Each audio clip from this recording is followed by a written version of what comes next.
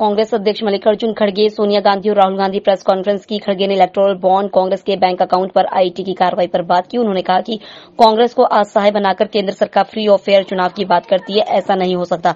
हमारे खाते रिलीज किए जाने चाहिए। वहीं राहुल गांधी ने कहा कि कांग्रेस पार्टी के बैंक अकाउंट फ्रीज कर दिए गए हैं। किसी कोर्ट ने, चुनाव आयोग ने कुछ नहीं कहा। यहाँ कोई लोकतंत्र नहीं है। सोनिया गांधी ने कहा, कांग्रेस द्वारा लोगों से इकट्ठा किए गए पैसे को फ्रीज कर दिया गया है।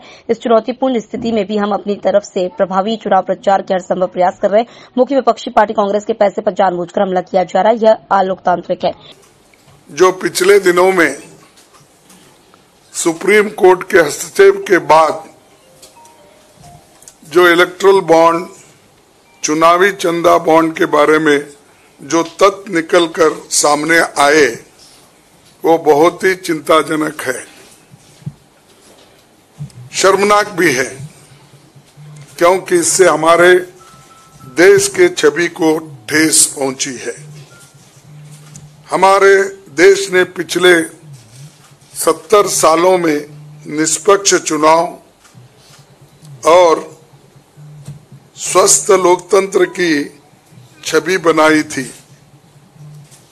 उस पर प्रश्न चिन्ह आज उठ गया है।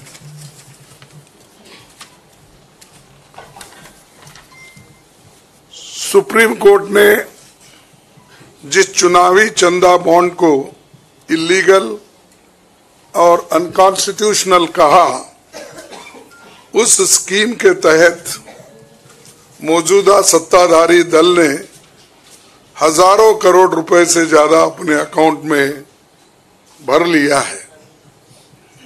और दूसरी तरफ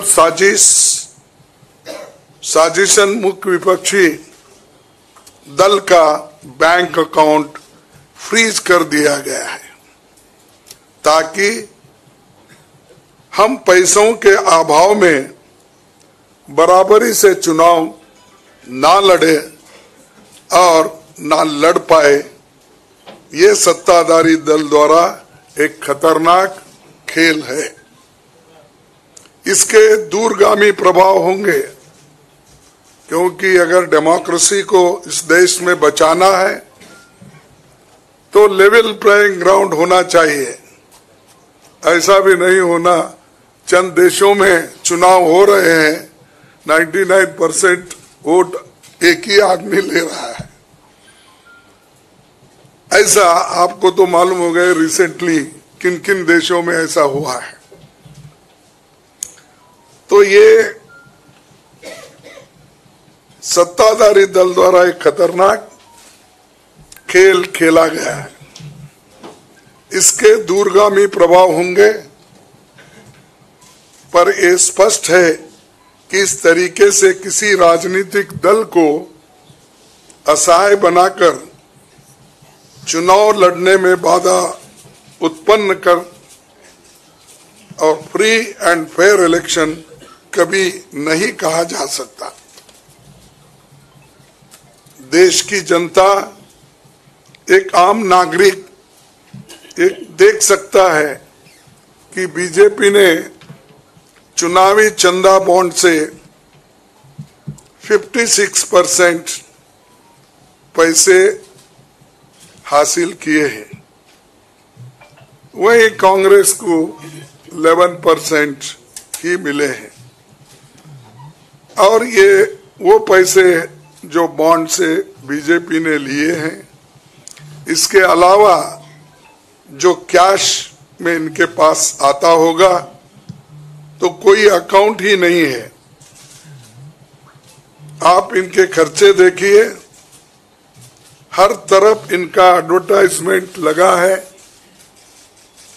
और एडवर्टाइजमेंट में भी मोनोपोली बना ली है। प्रिंट मीडिया हो, टीवी हो और सोशल मीडिया हो, इनका बहुत डोमिनेशन है। लेकिन इतने पैसे एक पार्टी जमा कर सकती है, हिंदुस्तान के 70 साल के डेमोक्रेटिक व्यवस्था में ऐसा कोई नहीं किया। ये पहली बार ये सरकार अनेक ढंग से पैसे आज उठा रही है और इनके 5 स्टार ऑफिसेस से बड़े बड़े हर जगह आप देखिए और 4-4, 5-5 फ्लाइट एक मीटिंग को जाते हैं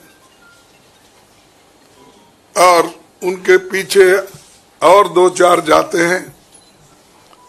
एक मीटिंग का इतना खर्च होता है तो शायद ही कोई पार्टी, अपोजिशन पार्टी उसका 10% भी नहीं कर सकती मुकाबला। मैं कहना नहीं चाहता कि बीजेपी ने किस तरीके से कंपनियों से पैसे लिए, क्योंकि सुप्रीम कोर्ट तथ्यों की जांच कर रही है। हमें उम्मीद है कि सच्चाई बहुत जल्द हम सब के सामने आएगी। और अंत में मैं देश के संवैधानिक संस्थाओं से अपील करता हूं कि अगर वो फ्री एंड फेयर इलेक्शन चाहते हैं तो हमारी पार्टी को बगैर किसी रोक टोक से बैंक अकाउंट्स का इस्तेमाल करने दे और जो इनकम टैक्स का क्लेम है वो अंततः कोर्ट के निर्णय के अनुसार सेटल हो जाएगा। राजनीतिक दल टैक्स नहीं देते, बीजेपी कभी इनकम टैक्स नहीं दी, लेकिन ये लागू सिर्फ कांग्रेस पे हो रहा है। कोई पॉलिटिकल पार्टी इनकम टैक्स के दायरे में नहीं आते, सच है ना? सेटल हो जाए। राजनीतिक दल नहीं आते, बीजेपी ने कभी नहीं दिया अकाउंट। इसके बाद भी अगर हमसे ये मांगा जा रहा है तो हम न्यायालय के अंतिम निर्णय का इंतजार कर रहे हैं, क्योंकि हम चाहते हैं कम से कम न्यायालय तो इस बात को देखे, कानून को देखे, रूल ऑफ लॉ और गवर्नेंस जो संविधान के तहत होता है उसके तरफ तो ध्यान दे दो, क्योंकि आज वो हुकूमत में है, कल दूसरी पार्टी आएगी। लेकिन हमको ये लेवल प्लेइंग ग्राउंड जो हमने पहले से बनाया था, नेहरू जी से लेकर हम 89 और बाकी के लोग भी, जब इवन वाजपेयी थे उस वक्त भी ऐसा नहीं था। लेकिन यहाँ ये 18वीं लोकसभा का चुनाव जो हो रहा है, इसमें हम सब देख रहे हैं, ये कुचल रहे हैं, सप्रेस कर रहे हैं और हमको चुनाव लड़ने के स्थिति में वो नहीं छोड़ना चाहते हैं और पैसे को तंग तबाह करके वो एक तरफा इलेक्शन कर लेना चाहते हैं।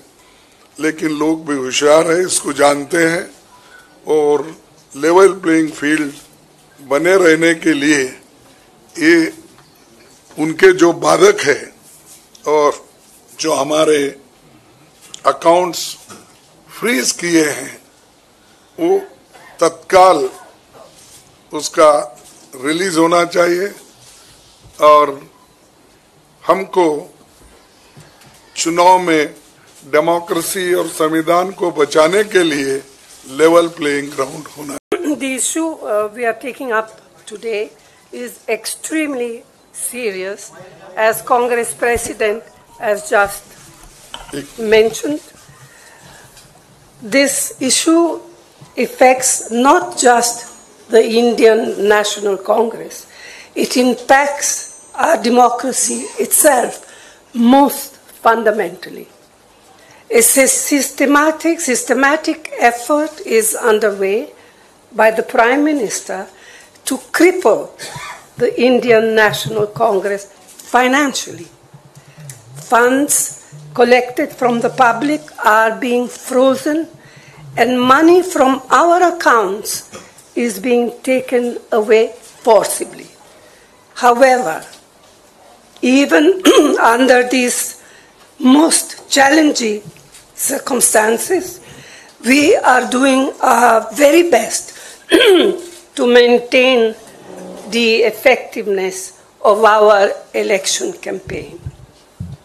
On the one hand, there is the electoral bond issue mentioned by Congress President Kharge, which has been declared unconstitutional by the Supreme Court. The electoral bonds have benefited, as everyone knows, the BJP hugely, massively. On the other hand, the finances of the principal opposition party, the Indian National Congress, are under a determined assault. This, we all believe, is unprecedented and undemocratic. Thank you. 1 महीने पहले Congress party के सारे bank account freeze कर दिए गए। आप सोचिए, आप किसी परिवार के बैंक अकाउंट फ्रीज करिए, किसी व्यक्ति के बैंक अकाउंट फ्रीज करिए, किसी बिजनेस के बैंक अकाउंट फ्रीज करिए, किसी भी संस्था के बैंक अकाउंट फ्रीज करिए, होता क्या है? एकदम खत्म हो जाता है। अगर आपने किसी परिवार का बैंक अकाउंट फ्रीज कर दिया, भूखे मर जाते हैं। वो कांग्रेस पार्टी के साथ किया जा रहा है।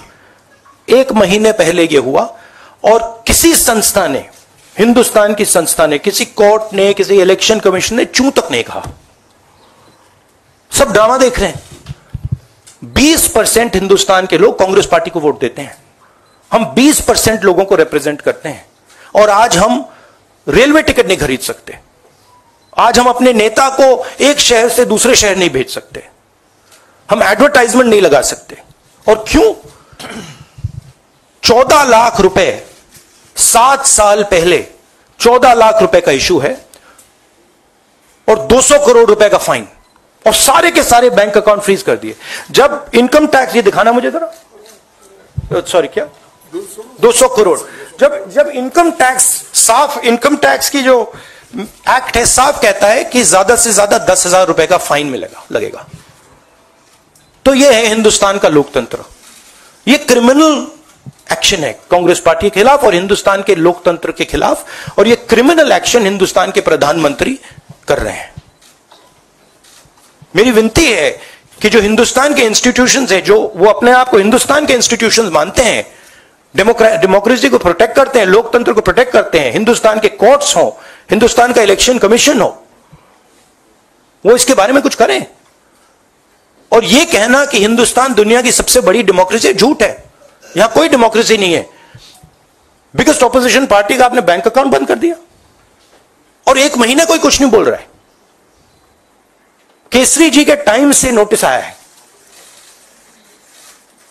तो अजीब सी सिचुएशन है। सब लोग देख रहे हैं और हर संस्था मतलब का रोल है इसमें। कोर्ट्स का रोल है, इलेक्शन कमीशन का रोल है। Bureau report EMS TV Delhi.